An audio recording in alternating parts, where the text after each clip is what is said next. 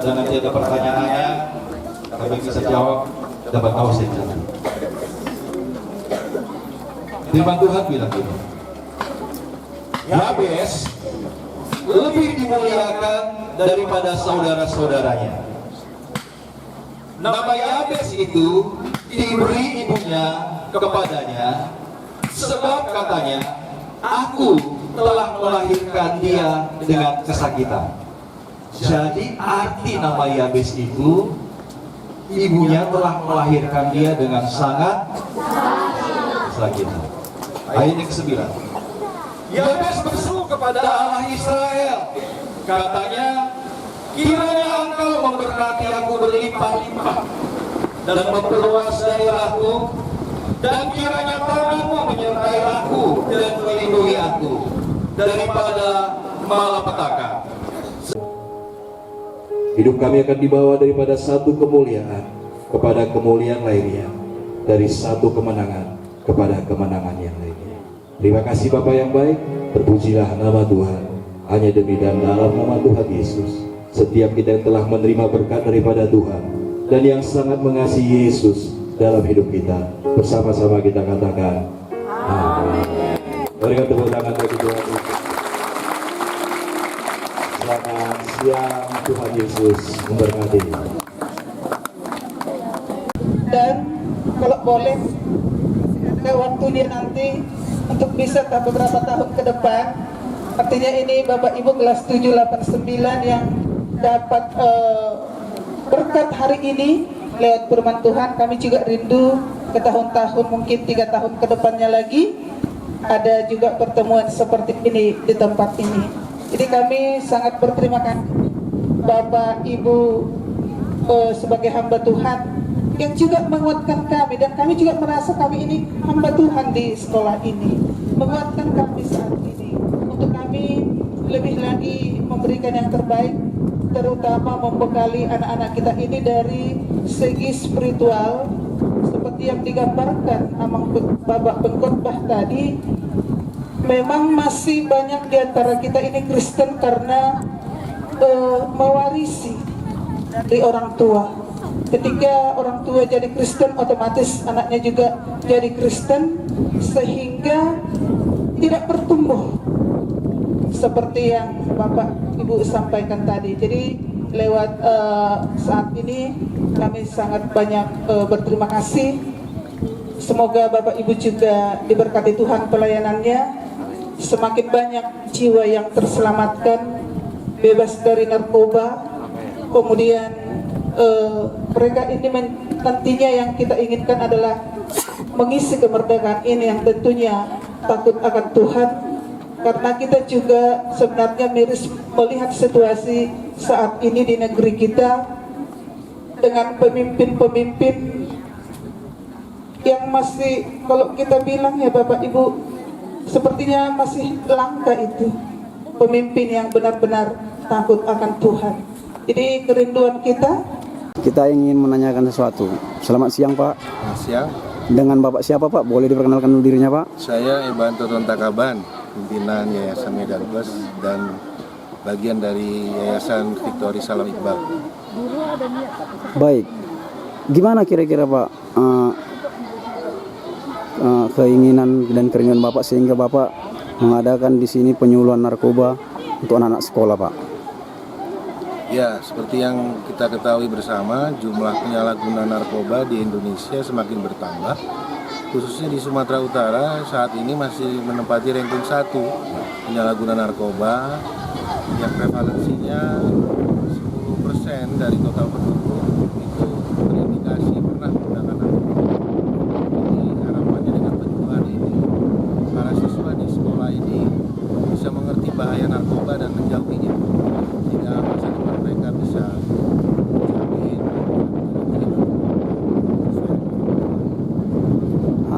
Apakah Bapak sudah banyak mendengar, Pak, apa anak-anak sekolah sekarang sudah terlibat di dalam dan terjerumus dalam pemakaian narkoba ini, Pak? Untuk beberapa wilayah di Sumatera Utara memang terindikasi banyak penyalahguna narkoba dari kalangan pelajar. Mulai dari mereka belajar merokok dan akhirnya terlibat dalam minuman keras, dan sedikit lagi sudah sampai kepada penyalahgunaan narkoba. Tapi ada juga sebetulnya resiko bahaya dari kecanduan penyakit lain, yaitu kecanduan gadget. Ya, jadi ini bisa menjadi pertimbangan juga bagaimana membuat remaja mampu mengendalikan dirinya sehingga tidak ada kecanduan apapun yang bisa mengganggu mereka meraih masa depan. Baik, Pak, harapan Pak untuk buat anak-anak sekolah, generasi muda terlebih di Kabupaten Samosir ini, apa harapan Bapak yang Bapak ingin sampaikan dari media Green Berita ini, Pak? Harapan kami khususnya di Samosir, anak muda, remaja betul-betul mengejar prestasi. Jadi prestasi yes, narkoba no. Itu saja. Ya. Raih masa depan lebih baik. Baik, demikian Pak wawancara dari Green Berita, Pak. Kami ucapkan terima kasih. Dan kita dari media Green Berita ingin menanyakan sesuatu, tapi terlebih dahulu kami pertanyakan dulu kepada Bapak Pendeta Dipo. Saya ingin bertanya nih, Pak, ya. Kegiatan apa yang dilaksanakan pada hari ini di SMP Negeri Cianjur Mula-Mula ini, Pak? Ya, hari ini ada diadakan ibadah, dan sebelum ibadah kita berbagi informasi tentang bahaya narkoba, dan setelah itu kita bersama-sama beribadah memuji Tuhan dan mendengarkan firman Tuhan. Itu kira-kira, Pak. Iya. Apa tujuan ibadah kebangkitan remaja ini dan penyuluhan narkoba diadakan pada anak-anak sekolah tersebut, Pak? Ya, supaya anak-anak kita yang ada di tempat ini dia boleh berjaga-jaga atas hidupnya, karena kita tahu sekarang pengaruh narkoba yang begitu besar di bangsa kita ini, sehingga kita hadir di tempat ini boleh berbagi dengan mereka, sehingga untuk hari esok mereka boleh berjaga-jaga hari demi hari mereka atas langkah-langkah hidup pergaulan yang ada, menghindari narkoba yang ada, dan kemudian memberikan hidup mereka kepada Tuhan, supaya Tuhan bekerja dan beracara dalam hidup mereka buat hari esok dan masa depan. Baik, yang ketiga nih, Pak. Apakah Bapak akan melakukan ibadah seperti ini hanya di sekolah ini saja, Pak? Atau akan ada lagi di tempat-tempat yang lainnya, Pak? Kita rindu melakukannya di tempat-tempat lain, Pak. Jika ada sekolah yang mau membuka pintu dan menginginkan kehadiran kami di sana, kami pasti datang, Pak. Iya. Buat Ibu Kepala Sekolah, Bu, dengan Ibu siapa nih, Bu? Saya Teksin Oberia Simbolon, Kepala Sekolah di SMP Negeri 1 Cianjur Mula-Mula. Iya. Harapannya, Bu, untuk anak-anak sekolah ini, Bu, apa kira-kira, Bu, yang bisa Ibu sampaikan lewat penyampaian dari media ini, Bu? Baik, terima kasih. Ya, kita sesuai dengan visi sekolah yang ada kaitannya dengan Merdeka untuk membentuk pelajar profil Pancasila, yang mana salah satu di sana beriman dan bertakwa kepada Tuhan Yang Maha Esa.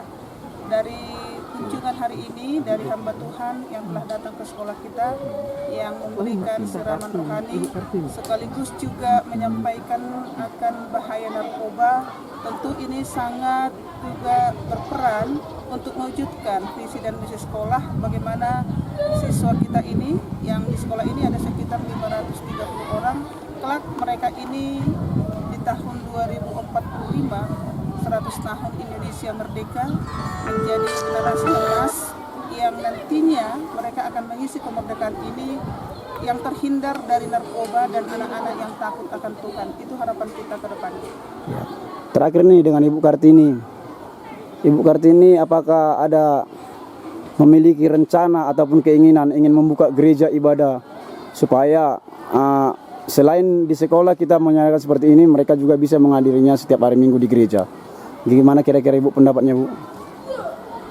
Tentang gereja, ada 7 gereja sudah kita renovasi. Di Dairi ada 3 gereja, terus di Jawa Barat ada 1 gereja, di Jambi ada 2 gereja. Untuk Samosir, gereja banyak kita lihat. Kalau memang Tuhan taruhkan juga ada gereja ya dari ministry gitu ya. Iya. Kita berdoa, itu boleh terjadi. Itu aja, thanks. Ya. Oke, terima kasih Bapak. Demikian wawancara dari media Green Berita. Kami mengucapkan selamat siang. Horas, horas, horas. Horas. Oke, Mang.